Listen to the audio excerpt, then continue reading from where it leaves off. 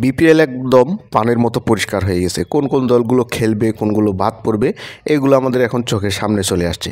যাই হোক, কালকে কিন্তু ঢাকা খুব বাজেভাবে বরিশালের কাছে হারছে এবং তারা কিন্তু এর আগেই হেরে গেছে যখন রংপুর রাইডার্স চিটাগাং কিংসের কাছে হেরে গেছে। যাই হোক, এগুলো তর্ক পরে করব।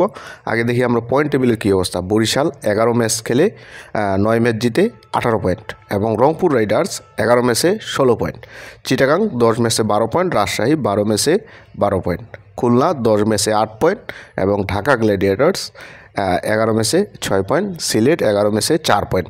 তো এখানে আমরা স্পষ্ট যদি দেখি যে বরিশাল এবং রংপুর এরা টপ 2-এ থাকবে, এটা এক প্রকার শিওর।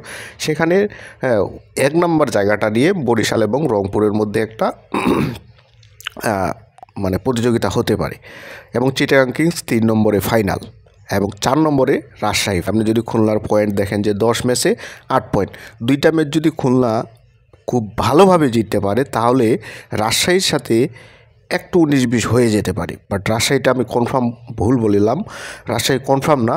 যদি খুলনা ভালোভাবে 2টা ম্যাচে জিততে পারে তাহলে রাজশাহীর সাথে কিন্তু একটা ভালো সম্ভাবনা রয়েছে টেক্কর দেওয়ার এবং রাজশাহীকে হাঁটিয়ে 4 নম্বর পজিশনটা খুলনা দখল করে নিতে পারে এবং ঢাকা গ্ল্যাডিয়েটর্স এবং সিলেট স্ট্রাইকারের যে আপকামিং ম্যাচটা আছে সেটা দিয়ে নির্ধারণ হবে লাস্ট পজিশন কে হবে। এখানে 11 ম্যাচে ঢাকার পয়েন্ট 6 এবং সিলেটের 11 ম্যাচে ঢাকার পয়েন্ট 4।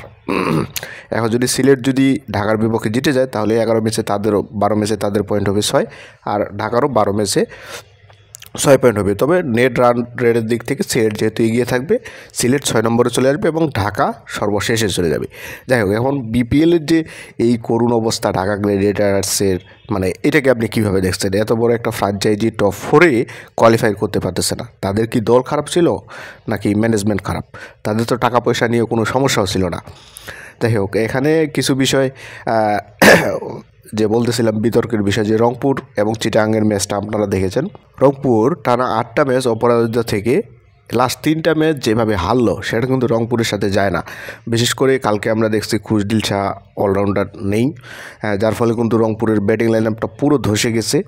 এখানে আসলে রংপুর যেভাবে হারবে সেটা আসলে কল্পনা করা যায়নি এবং সেখানেই যখন রংপুর রাইডার্স চিটাগাংয়ের কাছে হেরে গেছে তখন কিন্তু ঢাকার মনোবলটা ভেঙে গেছে, কারণ অলরেডি ঢাকার সম্ভাবনাটা আউট হয়ে গেছে।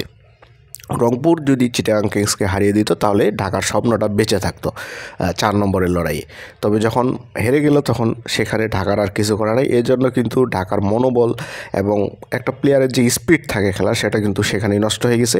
এর ফলে কিন্তু বরিশালের বিপক্ষে ম্যাচে দেখেন ঢাকা 73 রানে অল আউট হয়েছে এবং আউটগুলো যদি আপনি লক্ষ্য করেন যে যেভাবে পেরেছে আউট হয়েছে, মানে মাঠে গিয়ে আউট হবো এরকম একটাই অবস্থা।